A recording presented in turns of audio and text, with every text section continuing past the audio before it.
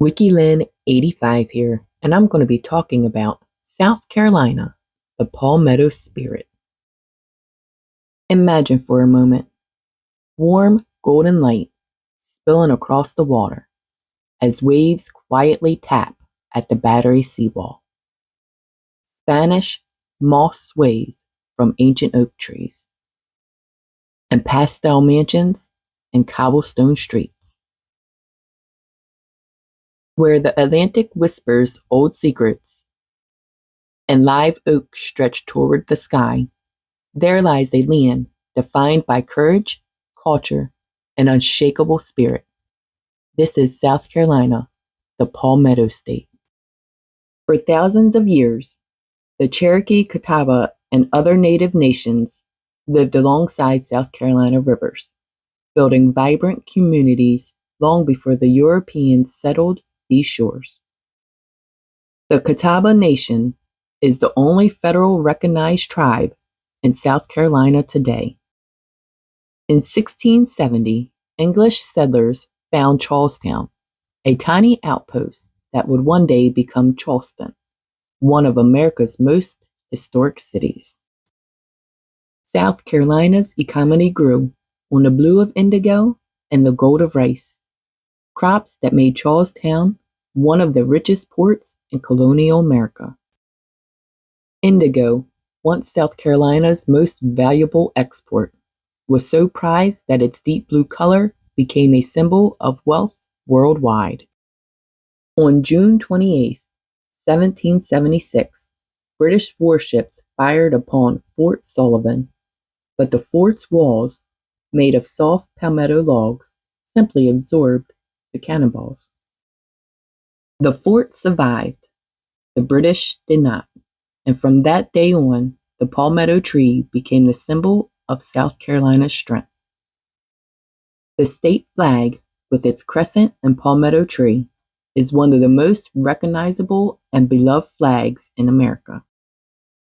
South Carolina produced some of the Revolution's most daring fighters, including Francis Marion, the Swamp Fox, whose guerrilla tactics inspired modern special forces. Mel Gibson's character in The Patriot was inspired by Francis Marion. In 1861, South Carolina became the first state to secede from the Union, and soon after, at Fort Sumter, the first shots of the Civil War echoed across Charleston Harbor.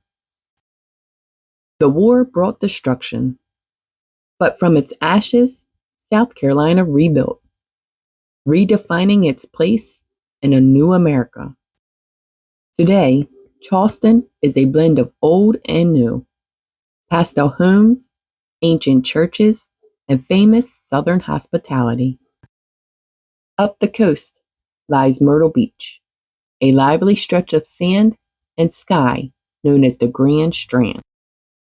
Myrtle Beach hosts over 20 million visitors a year and has more mini golf courses than anywhere else in the world. Down the shore, Hilton Head offers calm beaches, wildlife, and world-class golf. South Carolina is a place where nature tells stories, from the freshwater swamps of Congo Green National Park to the rolling front hills of the Blue Ridge Mountains. And when it comes to the food, few places rival the Low Country. Shrimp and grits, she crab soup, barbecue, and the sweet taste of South Carolina iced tea.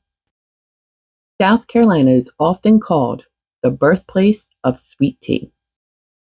Its story is one of courage, conflict, beauty, and rebirth. A land where live oaks guard centuries of history, and where palmetto trees still stand as proud reminders of a spirit that never breaks. The state tree, the sable palmetto, symbol of the state's revolutionary bravery. The state flower, the yellow jessamine, a bright, sweet scent vine. The state bird is a Carolina wren, small, loud, and full of personality.